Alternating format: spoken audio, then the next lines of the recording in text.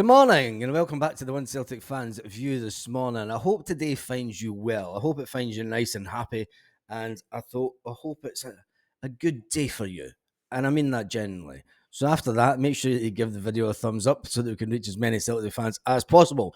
Talking about being Celtic fans, Casper Smich took to the media yesterday, and let's see if Brendan Rodgers does a media conference this afternoon for the game this weekend for the opening game of the season against Kilmarnock.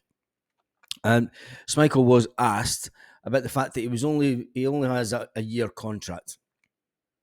And let's face it, he is a cracking keeper. And I'm not going to dismiss it anyway. But it does wreak a bit of panic buy. When we were linked to goalkeepers in the region between 10 and 15 million, even 30 million for the Liverpool goalkeeper, it does wreak a little bit of panic buy, and we need to get in. But then again, people will say, look, we bought in the young Finnish goalkeeper that's going to maybe take over from him in a year's time. Whether he'll be to the same standard and in a year's time, maybe 2 years' time, if Casper can stay till 2 years, we'll see. And what did he say about staying 2 years, actually? Do you see yourself? No, listen, I'm not the type of guy that sets those kind of limitations or expectations. I'm here to do a job, here to play the best that I can. Any opportunity I get to do that's my focus. I'm not going to be the guy that's going to sit here and say, I want to do this, I want to do that. I mean, for me, the best goalkeepers are the ones you don't notice that much. They're the ones who are there consistently and do their job. And that's what I'm here to do. I'm here to help this club keep winning, keep being the successful and big club that they are. So I'm not really looking beyond that. That's all good. That's all good. He's not looking beyond that. Does that mean that he's not looking beyond the end of this year? You've got to remember, he's now working with the manager that released him that let him go from Leicester. And I always thought at the time, anyway, it's in the past. Let's just hope he gets off to a cracking start to the season. He's a fantastic goalkeeper. I think he'll give us that little bit of more calmness at the back, because you've got to remember, under Ange Postecoglou, the one and only Joe Hart, when Joe Hart passed the ball out to the side, it gave you the fear factor. And don't deny it. I'm not dissing Joe Hart in any way, but the first 2 seasons at Celtic, when Joe Hart passed the ball out sideways at the back, every single Celtic fan, they got a lump in their throat. They're like, oh my God, what is Joe Hart going to do? But Brendan Rodgers came in and changed his game a bit slightly.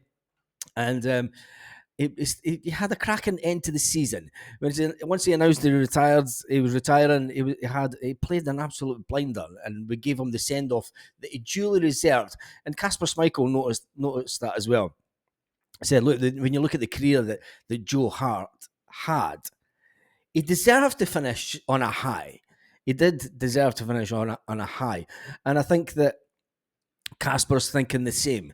After being released from Leicester, and after winning the league with Leicester, and after celebrating for 5 weeks of winning the league,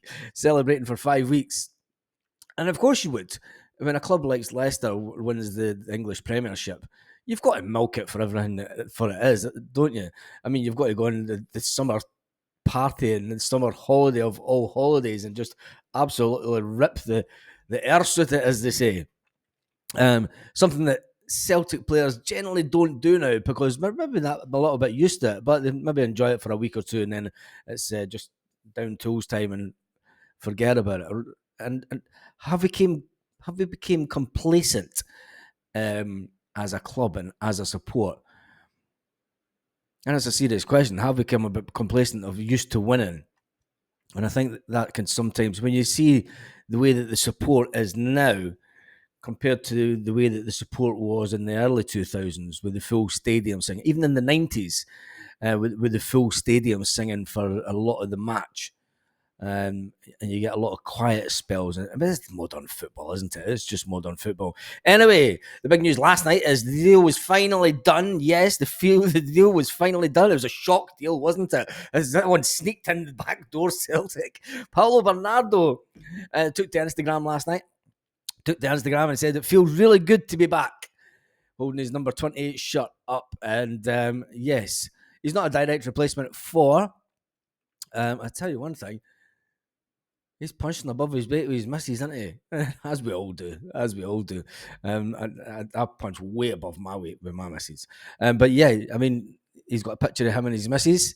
Looking forward to their 5 years at Celtic, if they can get 5 years. But more importantly for Paulo, it's the next step in his career. And it being the under-21 captain of Portugal, there has to be a really decent player in there, because that means that the Portuguese will rate him highly.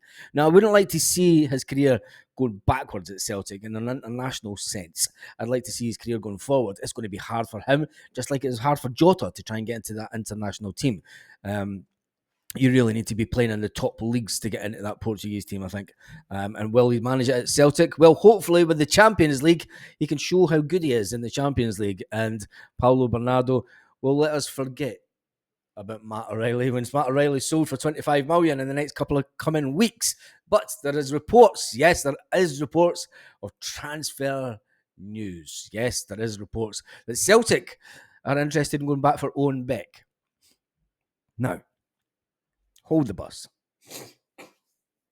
Is a 21-year-old, in all real reality check here, is a 21-year-old better than Greg Taylor? Is he better for going into the Champions League with? Does he have the experience that we're all kind of shouting out for? Does he have that about him? Just because he comes from Liverpool, we have to remember, Nat Phillips came from Liverpool. I know Owen Beck did do fantastic at his time at Dundee, and Celtic wanted to get him on loan last pre-season. We have been linked with him again. But Liverpool, the new Liverpool manager, is suggesting that it could be time to sell the player, as he may not make it at Liverpool, as far as they're concerned. Liverpool are more inclined towards a permanent sale this summer. How would Celtic manage to get Owen Beck? Could they afford them?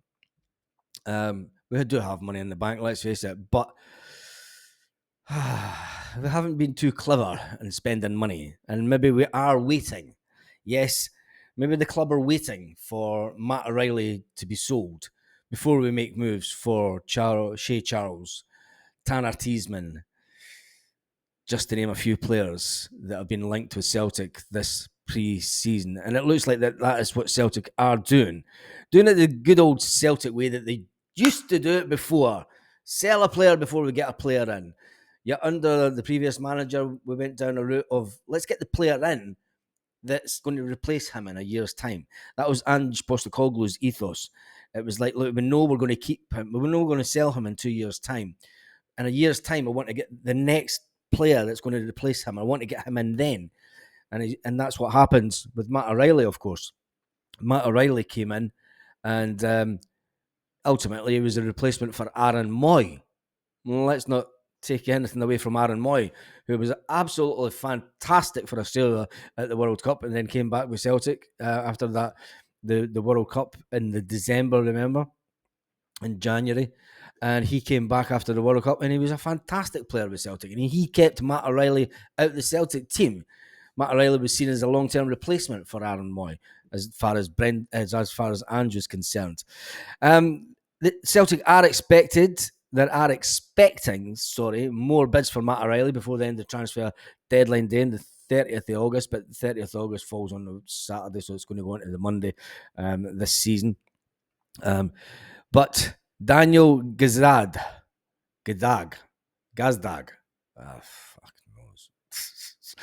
he's been also named as a direct replacement for Matt O'Reilly. When you look at it, it hasn't been one of the most successful windows ever. I don't care how Celtic spin it. Celtic can spin it the way they want, with Paulo Bernardo saying that Celtic put out a statement last night that Paulo wanted to come back to the club. He knew he wanted to come back to the club, but it took us since the end of May until the beginning of August to get the deal done.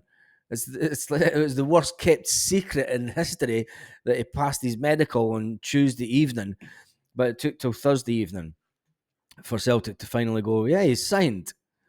As we sit here on the 2nd of August, yes, we only have 1, 2, 3, 4 more weeks of this transfer nonsense. Yes, and then we will finish it off on Monday the 2nd. I'm sure it's Monday the 2nd because the 31st, or is it Friday the 30th, the transfer window? There's different people saying different things. Some saying it's finishing on the 30th of August. Other people are saying because the 31st is a Saturday that it's going to go on until the 2nd of September will actually be the end transfer deadline day. So I'm not too sure what's going on, to be honest. It's Friday. It's Friday. What are you up to this weekend? I'm not sure we'll do a live tonight. Yeah, I'll probably do a live tonight. It will be 8 o'clock Celtic part time, not 7:30 like I started it last night. We'll do it a little bit earlier. And we can talk about how we feel. No, we will do it live this evening, actually. We will do it live because it's prediction time. We're back. The season has starting. Yes.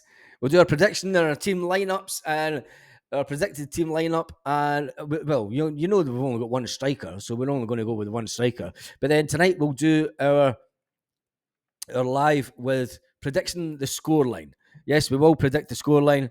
Even though Kilmarnock played last night, we'll predict the scoreline and see how much we can beat them by, if we can beat them. Because the first game that we played them last season, they put us out of the cup.